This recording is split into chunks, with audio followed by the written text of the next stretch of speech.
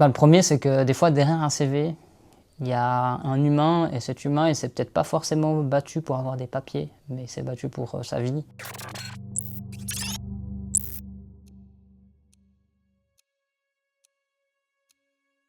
J'étais un jeune homme sportif, motivé par l'armée, euh, plein de vie, mais encore un peu gamin, qui aimait sortir, puis qui aimait profiter de la musique. Et un jour, je voulais pas aller faire un exercice à l'armée, et puis j'ai profité que le médecin était gratuit. Je me suis dit, je vais aller faire contrôler, parce que ça passait avec un dafalgan, mais ça revenait tous les 3-4 jours, ou 5-6 jours, ça dépendait, c'était pas une douleur forte. Et puis quand je suis retourné chez le médecin, il m'a dit, attendez, vous avez un ganglion qui a grossi. Alors que je me voyais tous les matins devant le miroir pour pouvoir me raser à l'armée, donc je n'avais même pas vu mon ganglion qui avait grossi. Et puis là, s'en est suivi la batterie d'examen, la totale, au CHUV, à l'hôpital de Morges. Après, ils m'ont annoncé la maladie à l'armée, parce que l'ORL ne me l'a pas forcément annoncé comme ça. Il m'a dit, il faudra faire encore des contrôles, etc. Et puis quand je suis arrivé à l'armée, ils m'ont dit, vous savez ce que ça veut dire. Puis un peu bêtement, je dis, ouais, faut que je continue les contrôles, quoi. Tout va bien. Puis ils m'ont dit, non, c'est un cancer de la peau. Donc là, il m'a sorti le petit livret, parce que lui, il n'avait pas non plus forcément, je pense, l'habitude de traiter ce genre de cas pour voir quel linéa c'était du règlement de l'armée, et puis linéa, je sais plus combien, double inapte, vous prenez vos affaires, vous partez ce soir. Là, ça a été un peu un choc. Sur le moment, je crois que c'est la seule fois de la maladie où j'ai pleuré, mais parce que j'ai un passif avec mon grand-papa qui est mort de ça, puis que, il y avait un passif un peu dans la famille, et puis à ce moment-là, je me suis dit, je me rappelle avoir regardé le ciel, puis lui dire, trop tôt, je viendrai pas maintenant. Et puis après, je suis retourné à l'armée, j'ai eu affaire à mon lieutenant qui lui m'a dit, tu prends tes affaires, tu pars, tu reviens lundi, on en parle lundi. Il te faut ton week-end. Même lui était, bien évidemment que les lieutenants, ils ont 25 ans, donc même lui était un peu sous le choc, et puis savait pas comment réagir, et c'est normal. Et je suis rentré chez moi le week-end, ça a été un peu compliqué, surtout plus pour mes proches que pour moi. Moi, j'étais déjà en mode on y va tête baissée, pas le temps de s'attarder sur la maladie. Et puis par après, je suis revenu à l'armée, puis là, j'ai pu négocier de rester à l'armée jusqu'à l'opération. Ne serait-ce que parce que j'avais pas envie d'être seul avec la maladie. Je disais, le choc de la maladie était déjà gros. Mais si en plus je me retrouvais seul, à rien faire, sans cadre, c'était un peu dommage. Donc du coup, c'était le meilleur moyen de partir, un peu en cacahuète. Donc j'aurais demandé de rester, puis ils ont accepté parce que j'étais dans le bureau. Il y avait des questions financières qui se posaient. Et du coup, le service social de l'armée est rentré en compte, m'ont beaucoup aidé au début de ma maladie. Et puis après, il y a eu la décision des assurances de l'armée qui est arrivée, et qui... C'était comme un peu pour eux si j'avais, on va dire, attendu d'être à l'armée pour aller faire mon diagnostic. Et du coup, ils ont refusé toute aide, assurance perte de gain. Le service social de l'armée est tombé, et puis c'est là où je suis tombé au service social civil. Non, pas vraiment à ma place. C'est vrai que comme je dis souvent, quand j'arrive au CHUV, et puis que quand on arrive, on doit se mettre le petit bracelet. Et, quand on est à côté mélanome, et puis qu'on annonce l'année de naissance 1999, ça fait un peu bizarre. Surtout que, pas se mentir, qu'autour de moi, c'était pas des 1999 et pas des 1995. C'était un peu plus âgé. Donc c'est vrai qu'on se retrouve très vite tout seul, un peu là au milieu. Alors compliqué, parce que j'avais une trajectoire de vie qui était claire, précise pour moi. Je voulais grader à l'armée, je voulais faire carrière à l'armée. Petite pause, forcée. Je me suis dit, je reprendrai le boulot. J'avais déjà un peu un côté formateur qui ressortait quand j'étais apprenti. Donc le chemin était tracé. Et c'est une grosse pause, on doit apprendre à vivre au crochet de la société, parce que le service social c'est ça, donc il faut se détacher un peu de cette image de vivre au crochet, c'est pas de ma faute. Après, on va dire c'était ça plus compliqué. C'était cette impression de vivre au crochet de la société, de devoir quelque chose à quelqu'un, puis de ne pas trouver vraiment ma place. C'est cool, l'été j'ai congé, donc quand quelqu'un veut aller boire un verre en terrasse, je peux aller. Je ne vais pas me soucier à quelle heure je rentre ou quand c'est que j'y vais, c'est sympa. Mais l'automne, l'hiver et le printemps, quand il n'y a personne et puis qu'il fait froid, puis qu'on est tout seul chez soi, le temps est long, très long. Malgré ma passion pour les jeux vidéo, c'est long. Alors je dirais,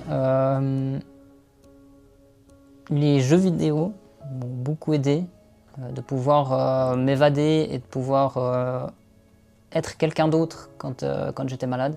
C'était quelque chose d'important, d'incarner un personnage qui n'avait pas le cancer ni rien, qui était tranquille. Donc ça m'a beaucoup aidé.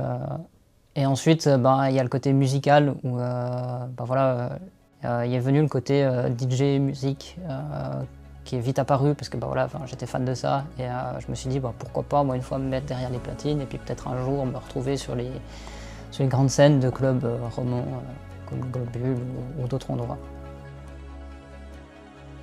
Ouais. Alors Back to Noise, ils sont arrivés quand je suis tombé malade. Au moment de me recentrer sur moi-même, je me suis dit la musique. J'ai découvert Back to Noise en cherchant des cours DJ.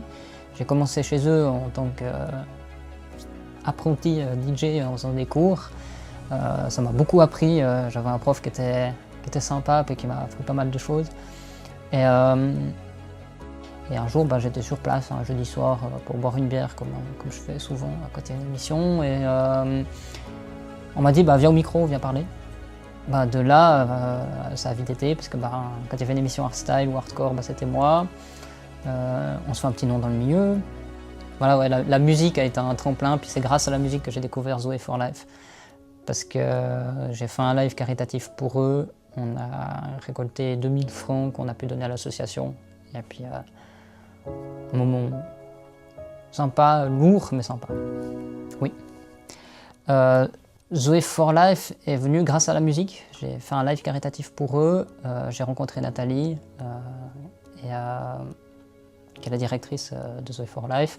Et là, il y a un coup de cœur amical, je pense, qui est né. Et Zoé for Life a été là pour m'aider financièrement ou avec sa bourse d'entraide All for Life, où il me paye une voiture pendant, maintenant ça fait 12 ans, qu'il me la paye complètement. Donc sans ça, c'était très compliqué pour moi de prendre les transports publics, parce qu'avec une fatigue chronique, ça m'est eu arrivé de m'endormir et puis de me retrouver bien plus loin, puis de louper des rendez-vous parce que je m'étais endormi, ou j'habite dans un petit village, donc il n'y a pas non plus énormément de bus pour pouvoir rejoindre les villes.